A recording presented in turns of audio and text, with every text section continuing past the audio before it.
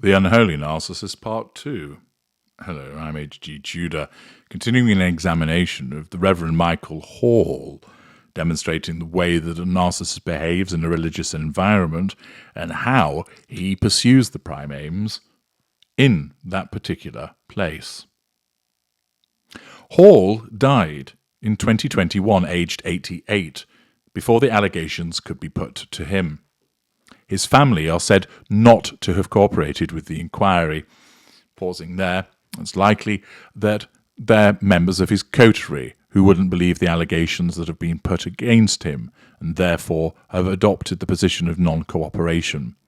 This is often quite common. He may well have maintained a facade with his family members whereby they just simply would not accept that he would behave in the way that has been portrayed by other people.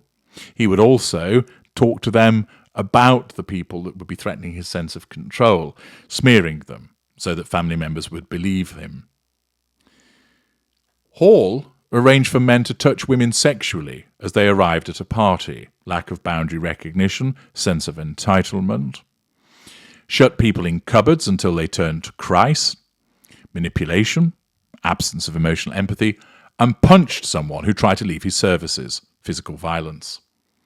The Orthodox Christian was said to be vehemently opposed to female priests and abhorred homosexuality, bigoted behaviour, lack of emotional empathy.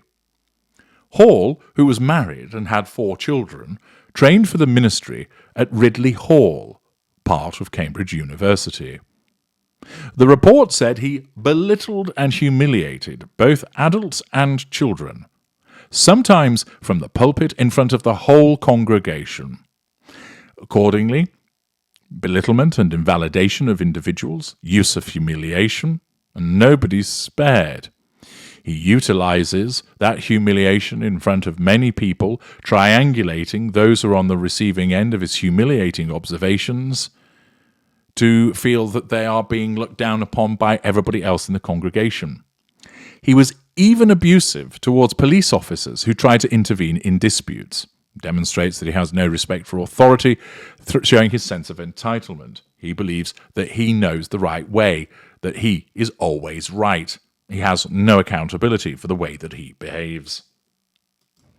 Speaking for the first time, the widow of the man who killed himself after years of abuse, sustained behaviour by Hall, said he was forced to witness exorcisms and, from the age of 8, would regularly see the vicar naked with other members of the congregation.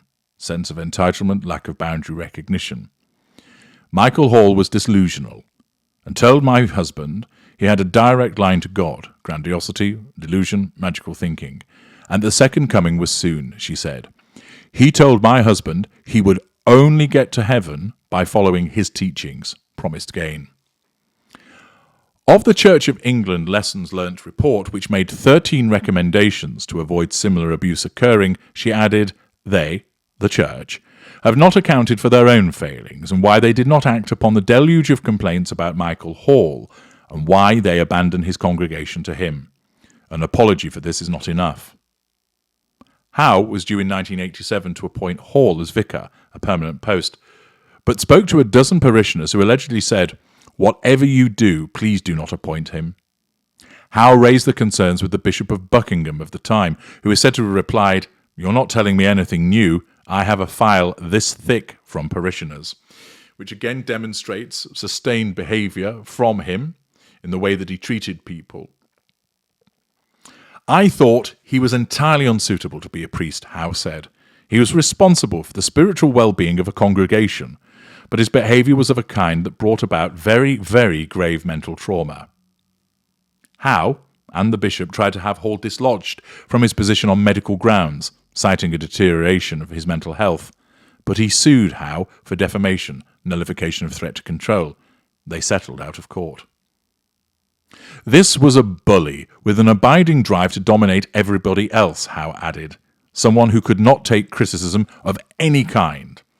Naturally, criticism is a threat to control. Someone who targeted people, especially widows at their most vulnerable, with the aim of making them pathologically dependent on him. Selection of victims. See my book, Sitting Target. Identification of vulnerable people that could easily be controlled for the purpose of drawing fuel from them, character traits and residual benefits. Another victim of abuse said Hall ran St. Margaret's Church as a cult. The only difference from others was that he was an ordained minister within the Church of England. Like in any cult, Hall distorted and co-opted the components of religious belief to coercively control, manipulate, and abuse a congregation for his own desires over a period of 20 years. As I've explained elsewhere, cults invariably always have a narcissist as the leader and often can also be found as lieutenants as well. Richard Scorer, head of abuse law at Slater and Gordon, who is representing the families of 3 victims of Hall's abuse, said the torment was one of the most disturbing cases I have come across in the Church of England over many years. Hall was a profoundly abusive and deranged individual whose actions caused untold suffering. Peter Brown, 75, a local historian and former newspaper journalist, encountered Hall when his 5-year-old daughter Claire died from leukemia in 1983. Brown visited the church seeking spiritual guidance. Initially, Hall was charming. Seduction, golden period, but increasingly became a religious fanatic. Brown left the church when Hall hurled a Bible towards the congregation from the pulpit. Expression of ignited fury. There are certain people in life you trust, doctors, vicars, policemen, or women, he said. They are people that hold trust in the community, and they are people the public can go to if you have problems in life and want to share them. And for a vicar to respond in the way Michael Hall did, hiding behind the dog collar, makes him a monster, in my opinion. His behaviour was near evil. Responding to the report, Dr. Alan Wilson, the current Bishop of Buckingham, said, "The people I spoke to describe feelings of being trapped and experiencing distorted family lives that persist to this day. I am in no doubt that what happened was wrong, and I think that there can be no excuse for Hall's actions. I am truly sorry for what happened here in Tyler's Green." The Diocese of Oxford generated an independent report called the Learning Lessons Review. I've included the link in the video description if you'd like to read more about the review and the behaviour that occurred, so you can get greater detail beyond that, which was summarised in the Times report. The Bishop of Buckingham, in response to the initial investigations report, stated, "I have heard stories that books weren't allowed in the church. It was only the word of Michael Hall that carried weight. Domineering, bullying, exclusion.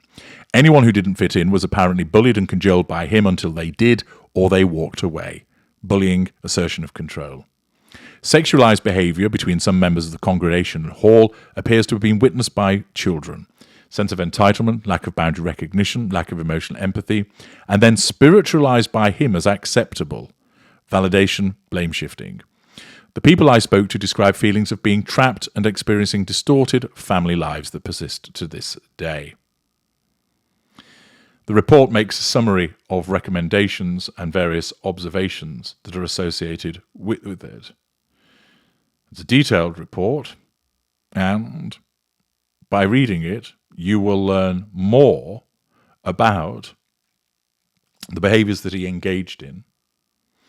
It would also explain more about the various ways that he behaved. It's 46 pages in length and describes much of his behaviour. So by reading it, you'd be able to understand more about the various narcissistic actions that he took that confirmed that he was a narcissist. As mentioned, the link is in the video description, and you will be able to download, if you wish, the Learning Lessons Review PDF to read deeper into this subject. I'm H.G. Tudor. Thank you for listening.